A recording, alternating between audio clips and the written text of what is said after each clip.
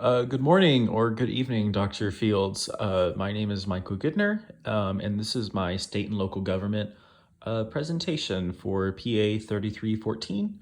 I hope the YouTube link or however you found this video finds its way to you. With that being said, let's go ahead and jump right in. So, cities and metro regions like Austin are experiencing a rapid growth in their population in a relatively short period of time. So, because of this, the streets and transportation and highways that were used to be reasonable and accommodating to a smaller population are now accommodating to a much larger base of people. So, they just aren't as efficient as they used to be 20, 30 years ago. So the approach to solving traffic problems like that would be build larger roads and build more highways. But in truth, this only kicks the problem down the can. This only kicks the can down the curb, and only allows more cars to come in and clog up more lanes of traffic. So the policy problem is the challenge cities like Austin and other rapid growth migration cities and areas will face in the coming years is handling a larger base of migration before the area reaches a point of collapse, meaning their transportation area.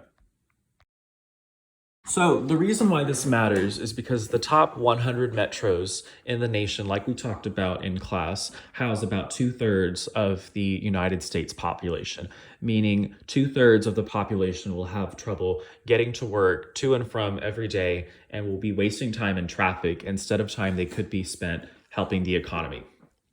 So, my thesis statement is research finds that cities with high growth rates have best handled transportation by implementing light rail services through smart growth policies, introducing biking lanes on a citywide scale, or using transit oriented development policies.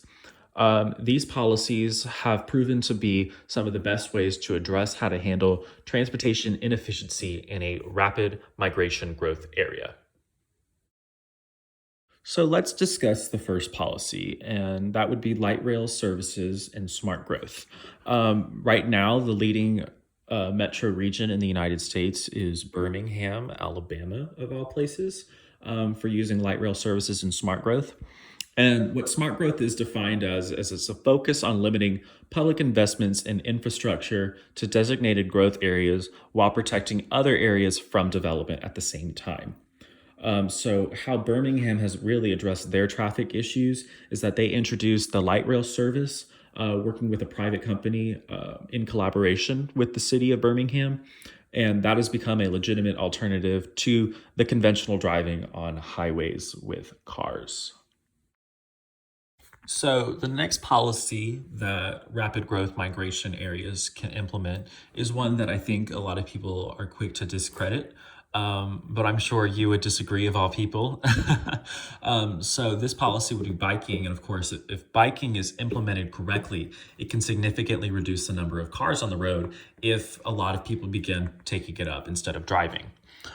So right now, Portland, Oregon has become the leading trailblazer for bikes in the urban setting in the United States.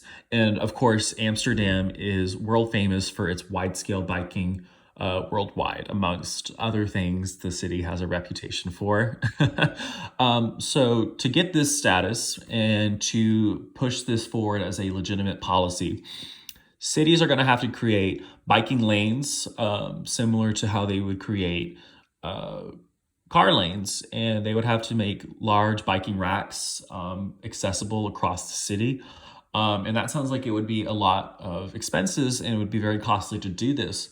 But when you think about it and you compare it to the costs of building a new highway, it's much less expensive compared to that, which would only fill up more cars in the long run. Finally, there's transit-oriented developments, and this is arguably the most effective way a city can manage rapid growth migration in terms of transportation.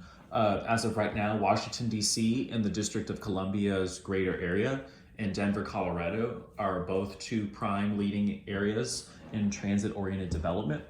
And this policy focuses on maximizing land use to grant access to everything a person would need to work, live, play in, etc., but reduce it within a walking distance. So it's very similar to placemaking and kind of the mindset behind that. But ultimately, it does reduce the need for people to use their cars on a daily basis if everything they have for daily life is in walking distance. And this is especially useful for areas with a high population that don't particularly drive, like the elderly. So, to conclude, light rail services with smart growth policy, introducing biking lanes on a citywide scale, and transit oriented development policies have all become popular urban strategies to addressing a rapidly growing population in a metro region in terms of handling transportation and serving a larger amount of people every day. So, Austin is a special city filled with lots of culture and Texas tradition. So, it makes lots of sense for businesses and people and families to move to this area. But cities who are experiencing rapid growth migration, like Austin and the central Texas region as a whole, they need to implement some of these changes and they need to do it soon before the city and the roads and all of the urban aspects that make a city become overwhelmed and become too crowded, and the entire city cannot function at all. So I really hope this is what you had in mind with these presentations, and I hope I did well. And I hope the link works. So thank you very much for your time. Thank you.